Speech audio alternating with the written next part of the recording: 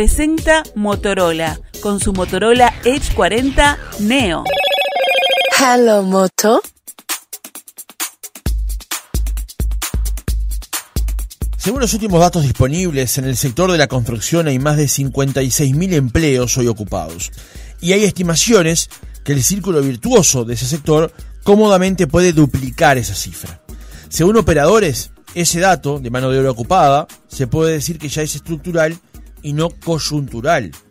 Uno de los motores para esa concentración de trabajadores en un sector que además tiene mano de obra intensiva es la Ley de Vivienda Promovida, que nació entre 2010 y 2011 y tuvo una serie de ajustes, los más notorios, al comienzo de esta administración. Para muestra, un botón.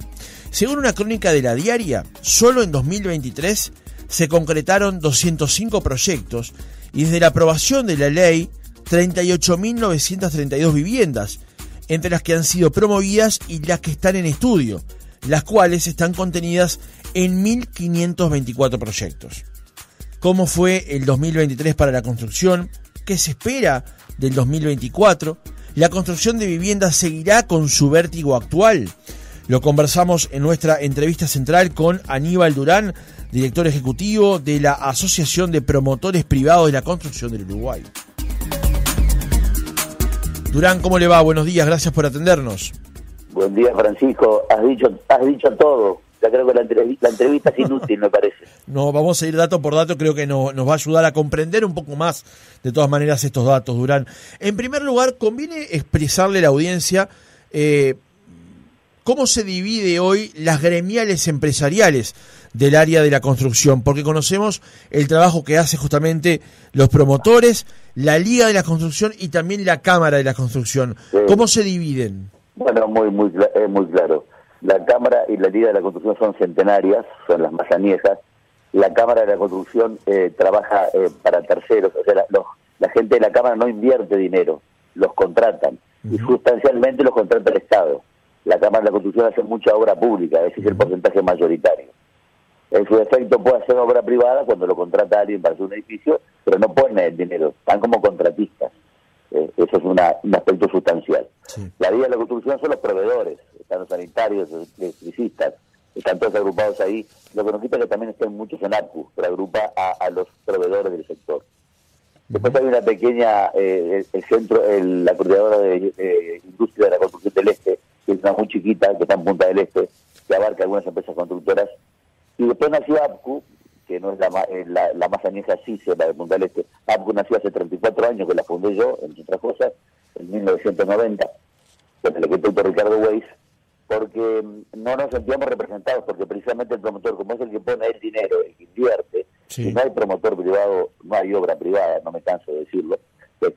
Entonces no había con quién respaldarnos, porque la Cámara de la Construcción no nos respaldaba, porque, repito, no ponen plata, ellos trabajan para terceros y la Liga se prometía. Esa fue la razón esencial por la cual nació APCU, para empezar a abogar por distintas reivindicaciones. Desde el año 90 estoy hablando, Francisco, fíjate que ya habremos hecho un trillo. Y eso que empezó como una invención, como por ahí algunos no creían mucho en eso, hoy es una gremial que reúne prácticamente a todo el espectro vinculado a promotores y inversores, que además de muchos, además de promover, de invertir, también construyen, o sea, no es incompatible, invierten y construyen. Algunos invierten solo y por ahí tercerizan la construcción con una empresa constructora. Y estamos hablando siempre de obra privada, puede ser una vivienda, puede ser un shopping, un establecimiento comercial de otro tipo, puede ser un garage, todo vivienda, la forestal esta, que se me fue el nombre ahora, que la lamentada forestal de Durán, bueno, se me fue el nombre. UPM es obra privada. Claro. Si no había plata de los finlandeses, no había UPM. O sea, todo eso es obra privada.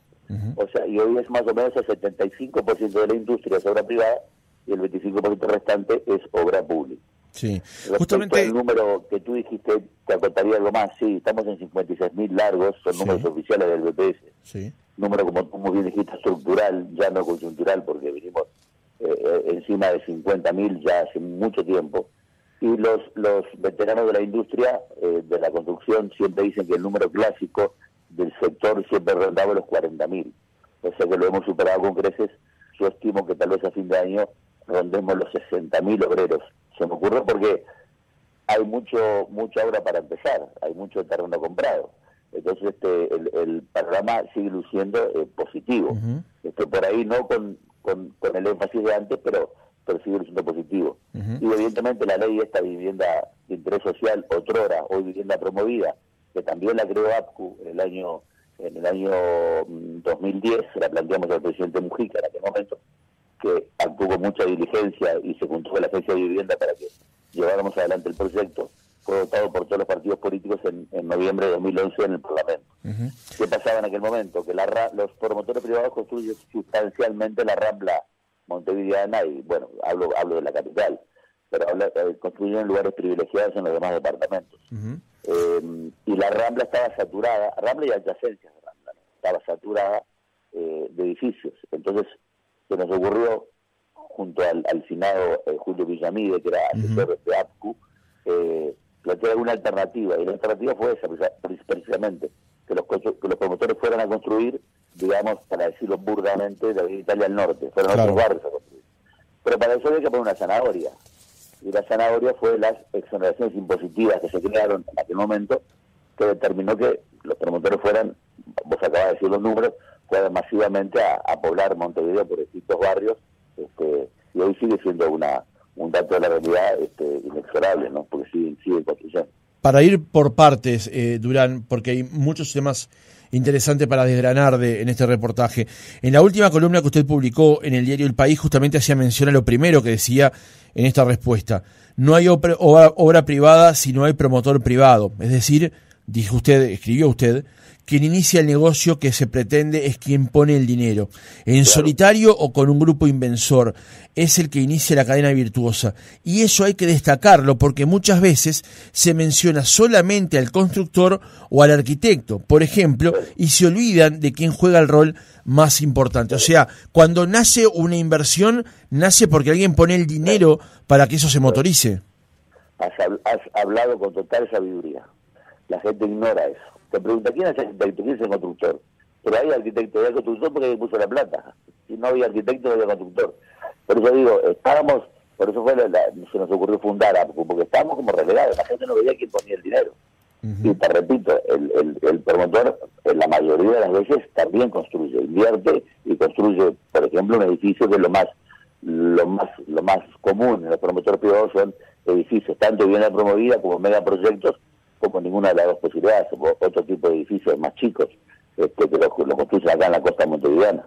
Pero se está construyendo mucho en Maldonado, mucho en Paysandú, mucho en Canelones, hay un aspecto bárbaro. Y algo no sé si puedo seguir hablando o tú querés ir preguntándome.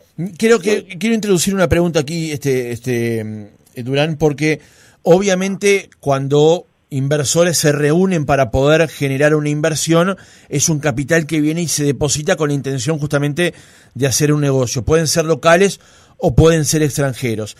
Ayer hicimos una entrevista aquí con un integrante de KPMG que destacaba el clima de negocios en Uruguay, o sea, las facilidades y la seguridad jurídica, las certezas macroeconómicas que hay en el país para que inversores se puedan radicar. ¿Cuánto inciden estos factores en que Uruguay sea una plaza de recepción de inversiones vinculadas, en este caso, a la construcción? Pero es decisivo y lo veo en los cientos y cientos de argentinos, chilenos que se han apersonado a APCU, a la gremial, buscando información, porque tienen precisamente total certeza de que aquí es un país que brinda confianza, y no estoy hablando de este gobierno, hablo en términos, es una impronta del país, es brindar confianza. Entonces las reglas de juego no se cambian, se sabe acá que los promotores son muy del palo, son muy de invertir en lo que ellos hacen, en lo que ellos aman. Hay promotores de cuarta generación, de Carlos Francisco de cuarta generación, y se sabe fehacientemente que el edificio empieza y termina. No existen aquellos esqueletos de otrora, de la década del 80, que había esqueletos a veces por todos lados, donde el promotor no era del palo y lo dejaba, no tenía plata y lo terminaba. No pasa, no viene pasando ya desde hace décadas que no pasa.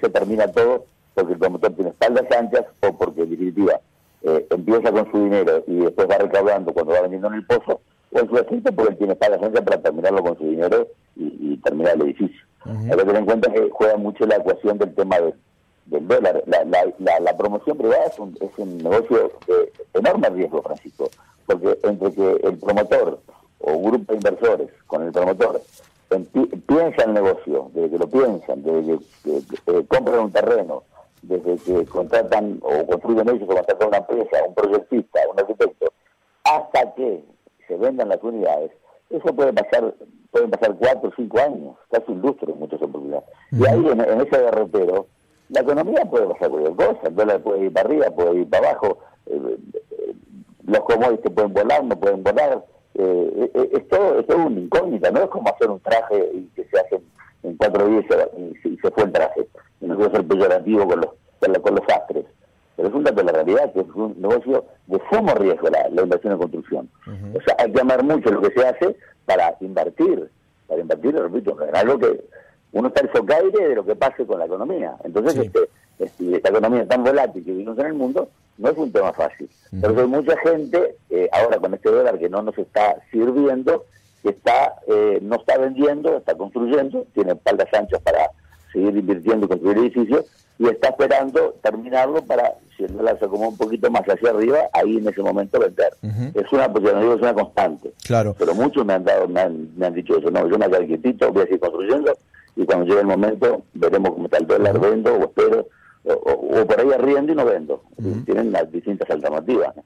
Durán, justamente cuando usted mencionaba el tema esqueletos, recordé un edificio ubicado en el cruce de Boulevard Artigas y Millán, que desde que yo me recuerdo con nariz estaba por terminarse, pasó por varias manos, pasó, por situación de ocupación también, y el otro día pasé por ahí y el edificio estaba a punto de terminarse.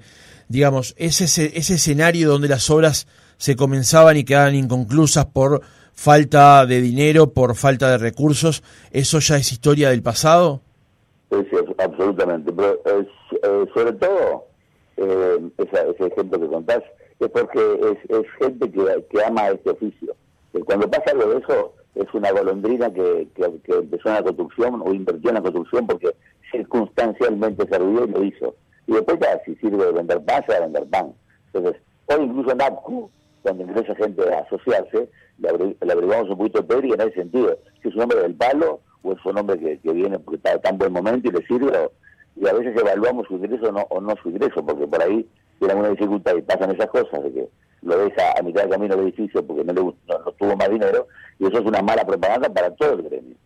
Y somos muy celosos de la honorabilidad del tema, muy celosos de guardar mucho respeto para con el usuario, y además como imagen país, que es esencial. Por eso digo que el promotor empieza y termina siempre. Por ahí puede dilatar un poquito la construcción por alguna circunstancia X, pero normalmente se termina en tiempo y forma. Pero ahí hay eventualidades como lluvias, como paros, que eso siempre dificultan una obra, y eso son avatares del juego que están arriba de la mesa. Pero normalmente sí hay mucha seriedad. Yo le digo el otro día hablaba con un chileno que me llama por teléfono y le digo, puedes venir con los ojos cerrados porque aquí lo que vaya a comprar 2 o 3 apartamentos, y lo que compras acá se te termina sin ningún tipo de duda. Claro, nosotros siempre decimos, no siempre yo pongo la metáfora de los parroquianos y los cantineros. Los parroquianos serían los que vienen a invertir y comprar un apartamento, y los cantineros serían los promotores, los que invierten en el edificio. Claro. Lo que más tenemos nosotros son parroquianos, gente que venga a comprar apartamentos, porque cantineros, en promotores hay muchísimos, tanto uruguayos como de otra nación, argentinos, por supuesto, luego chilenos. Preferimos los parroquianos, que son los que invierten en un apartamento, o para como renta, o vienen a vivir, o vienen a tanto en verano. Pero bueno, eso es una anécdota, digo, que no viene al caso, pero te la quería contar. Bien. Durán, como usted decía y escribió en la última columna en el diario El País, los viejos promotores, constructores de la construcción, siempre mencionaban que había en el orden de 40.000 obreros vinculados a este sector. Usted comentaba más temprano en este reportaje que sobre fin de año estima se pueda llegar a 60.000, y hoy hay consolidados en el entorno de 56.000, 57.000. El gran dinamizador para llegar a esos 20.000 trabajadores más en el sector ha sido la ley de vivienda promovida o de vivienda de interés social, como se la llamó originalmente. Sí, Yo no, eso no lo puedo afirmar con precisión, o sea, no es un axioma, pero yo creo que sí, que tiene mucho que ver porque las facilidades son enormes y además porque veo en la compra de terrenos, los promotores, yo sé cuando compran un terreno y lo compran en zonas que es de vivienda promovida, y hay muchos y muchos terrenos comprados para empezar. Dos precisiones. Por un lado, acordate que viene el periodo electoral, siempre hay una suerte de retracción, no de cautela, no de cautela, pero a ver cómo se maneja la cosa. Pero aún falta todo el curso del año 2024, pero fíjate tú que yo te decía una charla de Forbes, de la revista Forbes, hablando blanco sobre negro, ¿qué tanto cambio podría haber si ganara el Frente Amplio respecto a estas leyes, cuando un eventual ministro de Economía de Carolina Cose, según he leído la crónica, podría ser Pablo Ferreri, ex subsecretario de Danilo Astori, un hombre socialdemócrata, un tipo bien plantado, a quien conozco, y un eventual ministro de Economía de Orsi sería Gabriel Odone, respetadísimo por la academia, respetadísimo por los empresarios, también un hombre de izquierda, se renunció al Partido Socialista. Es decir, bueno, Álvaro Delgado, si fuera Álvaro Delgado ganador, no sé. Estoy hablando de nombres porque trascienden. Sí, claro. Entonces, ese, entre comillas, esa pequeña retracción que podría haber en el tema electoral, eso dura un tiempito y después se vuelve a construir. Lo otro que te quiero contar, Francisco, que no es menor y que es una gran falacia, porque a veces se dice que cuando tuvimos todas las exoneraciones impositivas en el tema de vivienda promovida, el Estado dejó de ganar. Es una gran falacia. No dejó de ganar porque sencillamente cuando el promotor fue a construir a esos barrios alejados de la costa, que los pobló decenas y decenas de barrios, no iba nadie a construir ahí. Entonces el Estado no recaudaba nada. Entonces, ¿cómo va a perder el Estado de algo que era cero? Absolutamente cero. ¿Dónde perdió el Estado? Si nadie construía en Villa Española, ni en el Cordón como se construye ahora, ni en el centro, ni en Parque Rodó, ni la Figurita, ni la Blanqueada, por decir algo. Circunstancialmente se edificaba, circunstancialmente se invertía. Hoy es masivo. Entonces, ¿dónde está la pérdida donde no había nada, había cero? Y hoy, si viene estacionado el promotor, pagan IVA los subcontratistas, pagan IVA los profesionales, las barracas tienen que pagar tributos, los flecheros pagan tributos, los profesionales tienen que pagar tributos, y además de todo eso se genera empleo, y además de todo eso damos mano de obra. Entonces, quiero desmentir categóricamente esa falacia que dice que el Estado pierde dinero con la ley de autonomía. Al contrario, el Estado gana en todos los sentidos. Por eso yo siempre hablo, y me gusta la frase, el círculo virtuoso de la obra. Es un círculo virtuoso por donde se le mire. Es todo un ganar-ganar por todos lados. Con el aditamento, además, que cuando un edificio se termina, sigue generando trabajo, siempre digo lo mismo, porque ese edificio va a necesitar un administrador, un jardinero, un paisajista, un electricista, un sanitario, etcétera, etcétera. Además de tributos a la intendencia que competa, tributos de puerto y contribución inmobiliaria, más primaria, cuando se terminó el edificio. Y así es generando mano de obra. Te das cuenta que es algo que es, no ves el punto flaco por ningún lado. Entonces es algo que siempre yo destaco, porque a veces la gente eso no lo ve o no se da cuenta. Le quería hacer unas preguntas sobre eso también, pero no quiero perder el hilo de la entrevista. Mencionábamos que eventualmente la ley de vivienda promovida o interés social ha sido un gran aliento para ocupar justamente más mano de obra en el sector. ¿La ley tuvo su gran cambio a partir de la reunión que usted mantuvo con el presidente de la República y los cambios que se introdujeron justamente a esta norma? Sí, sin ninguna duda. Cuando se quitaron los topes a los precios, sin ninguna duda, que fue en el año, apenas asumió el doctor Lacalle Pou, la reunión tuvimos yo y varios directivos de APU, se quitaron los topes a los precios por abril del 2020, que se terminó que otra vez, porque hubo una suerte de retracción, porque había topes a los precios creados en el año 2017 por el gobierno Frente Amplio.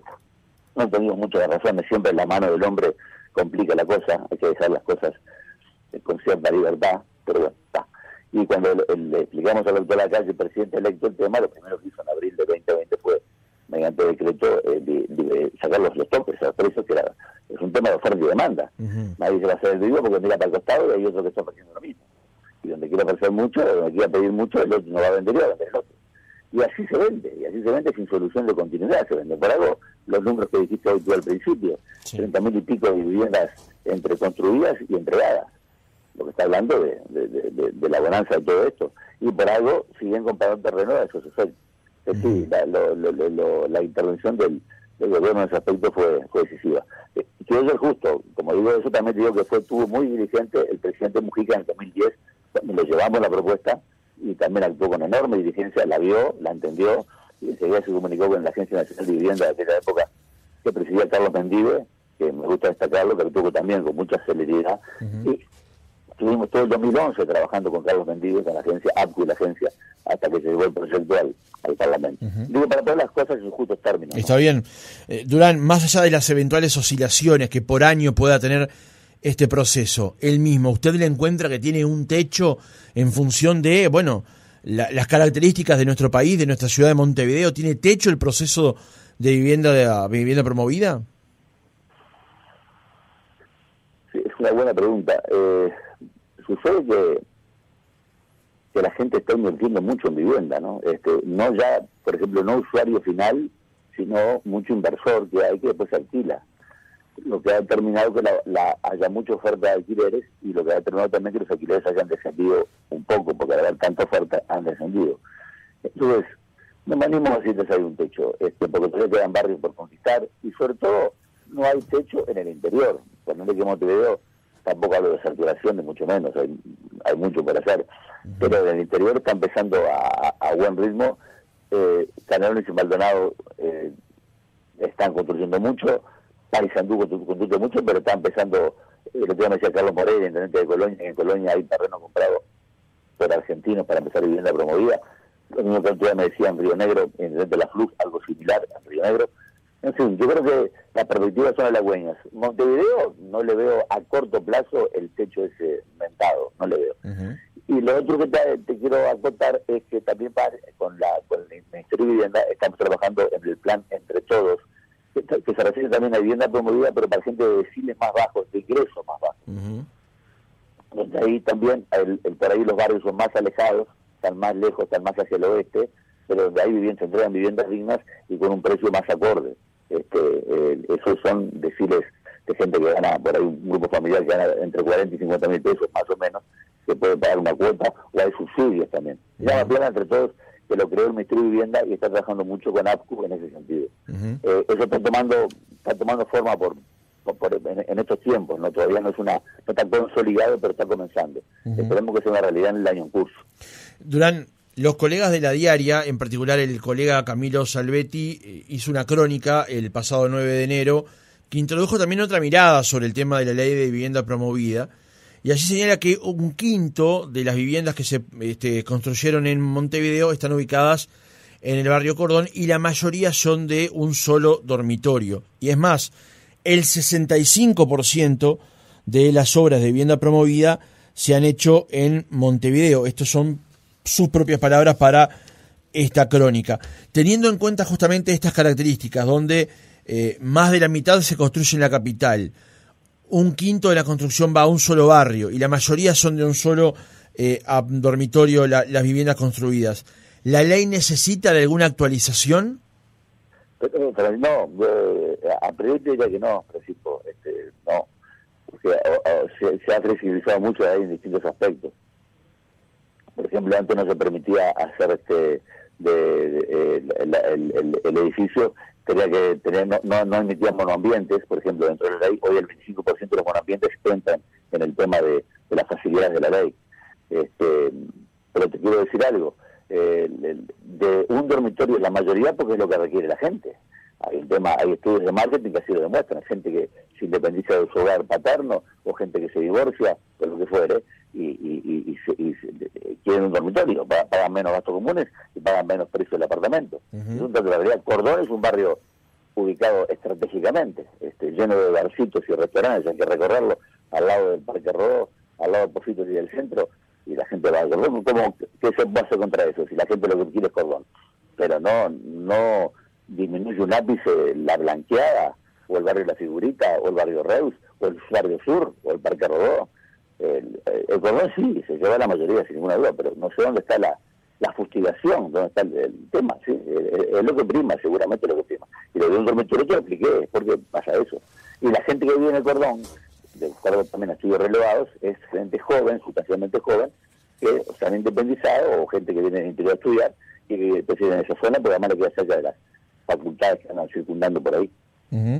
Porque tal vez cuando el nombre originalmente se constituyó con ley de vivienda de interés social, capaz que hubo un cierto grado de confusión con respecto a qué deciles apuntaba la construcción de estas viviendas, porque le menciono un mensaje que llega vía WhatsApp del oyente cuyo teléfono termina en 028, que dice: buen día, mucha vivienda promovida, carísima para el comprador, un negocio para la constructora y afines.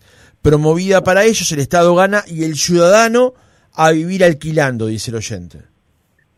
Bueno, el oyente creo que se precipita un poco, pero al margen de eso, el nombre está mal puesto. Nosotros nos equivocamos en el nombre. Porque primero, la vivienda siempre es de interés social, sea la vivienda que sea, es de interés social. Sí. Pero claro, la gente ahí pensó, bueno, esto es para gente de deciles bajos, y no era la intención. Siempre fue, cuando pensamos en la ley, fue para gente de deciles de 7, 8, que gente que gana en torno a 80, 90, 100 mil pesos. Esa siempre fue la idea originaria. Y vaya que tuvo éxito, pruebas al canto, ¿no? En lo que se ha construido. O sea que por eso, por ahí nosotros, nuestro error fue el nombre que le dimos ahí, seguramente con el gobierno y con la agencia de vivienda, con la vivienda de interés social. Te repito, siempre hay interés social la vivienda, pero en este caso la gente lo malinterpretó y pensaba que la gente para vivienda para gente con recursos más bajos. No fue la intención de esta ley, de ninguna manera. Fue, repito, deciles importantes, 7, 8. O sea, gente que gana un dinero interesante. Esa es la primera acotación. Y la segunda acotación viene, respecto a lo que dice el oyente, en este plan entre todos que estamos trabajando, donde ahí sí, también en la ley de vivienda promovida, en la ley de exoneraciones fiscales, se está trabajando en deciles más bajos, más acorde a gente más menos pudiente, con ingresos familiares de 40 a 50 mil pesos. Durán, una última pregunta. Hay una nota de los colegas de Radio Monte Carlo de este mes de enero que dice: tras las obras de UPM y del Ferrocarril Central hubo una caída de 10.000 puestos en el trabajo de la construcción. Usted en el comienzo del reportaje daba otras cifras. ¿Cómo espera que sea este 2024 para la construcción, teniendo en cuenta la vivienda, pero teniendo en cuenta, como usted también mencionó, otro tipo de obras que se van a desarrollar en el país a lo largo de este año, teniendo en cuenta, sí, el factor electoral, digamos? Sí, el tema de que hubo una merma en la cantidad de obreros la descarto, porque el EPS nos dice lo contrario. Suben mes a mes la cantidad de obreros. O sea que eso, terminó UPM, no está en vías de falta el tren, pero terminó UPM y sigue el número para arriba. ¿Qué explica eso? Porque la parte de infraestructura de caminería no demanda mucha mano de obra, demanda la vivienda mano de obra. Y eso de la vivienda promovida, los megaproyectos, que son inversiones más altas. Por megaproyecto hoy la inversión es $4 millones. Hace falta, y también hay exoneraciones fiscales, y se hace, no hay problema de zona, se hace en cualquier lado, pero es una inversión un poco más importante. Eso también lo trabajamos con la COMAP, con la Comisión de Aplicaciones, y el Ministerio, que depende del Ministerio de Economía. Y también hay viviendas que son más chicas, que no son ni vivienda promovida, ni echan los $4 millones, por ejemplo, un edificio en Pocito que se hace, que no puede ser vivienda promovida porque está en la Rambla de Pocitos o en las adyacencias, y también se invierte en ese edificio, que por ahí tiene un costo de $2 millones. Y bueno, estamos dando cifras importantes que también se están haciendo. Gente que no se afilió en la vivienda promovida en megaproyectos, y también lo están haciendo. Y esa gente no tiene exoneraciones de ningún tipo, ahí para ellos no. También la hemos pedido en su momento del presidente de la calle, pero ahí no tuvimos eco. Pero bueno, en eso estamos. Hay que y termino, Francisco, si tengo un minuto. Sí. Un poco el nudo gordiano de todo esto es sin perjuicio de que para yo lo noto auspicioso por el 2024, pesa el acto electoral, es el tema, por un lado, el tema del dólar y de el errático dólar. Estamos trabajando en el Banco Central en la unidad indexada, a ver si se puede imponer o no. Hay un tema cultural ahí, porque cuando un promotor le dice el precio de unidad indexada a un potencial cliente, el cliente le dice ¿cuánto es en dólares? Pásamelo en dólares. Entonces es un tema que hay que trabajar mucho con el Banco Central, en marketing, en publicidad, para instaurar esa moneda de la UI. De hecho, usted mencionó en alguna de las columnas que ha publicitado en el diario El País también la posible utilización o la idea del instrumento que usan, por ejemplo, en Chile, ¿no? Bueno, en Chile está la unidad de fomento, es la misma. La unidad de fomento es la unidad de sea nuestra. Y la impuso Pinochet con la dictadura de Pinochet, pero se quedó. Con la democracia se quedó y ahí no hay ningún problema. Entonces es un tema cultural que está muy enraizado el dólar acá, hay que de a poquito ir modificándolo, y el Banco Central para eso está trabajando junto con nosotros y la Cámara Inmobiliaria para ver si lo puede modificar. Vital que la inflación esté baja, ¿no? Para que haya una confianza. Como está tendiendo a bajar, veremos en los números de este año. Bueno, eso es muy importante, que la inflación esté baja. O sea que eso es un aspecto que hay que evaluar mucho, porque a veces el promotor vende en dólares, porque ¿qué pasa? En la ecuación, un 60% más o menos es en pesos, pero un 40% restante el promotor gasta en dólares. Proveedores de insumos que venden en dólares, profesionales que facturan en dólares, la compra del terreno que se vende en dólares. Entonces no es tan sencillo eso. O sea, dólares por un lado y pesos por otro. Entonces la unidad indexada creo que sería el termómetro como para equilibrar un poco las cosas. Pero bueno, estamos trabajando en el Banco Central en ese sentido, vamos a ver qué pasa, ¿no? Aníbal Durán, director ejecutivo de la Asociación de Promotores Privados de la Construcción, gracias por haber estado otra mañana con nosotros. Un honor, Francisco, un abrazo grande.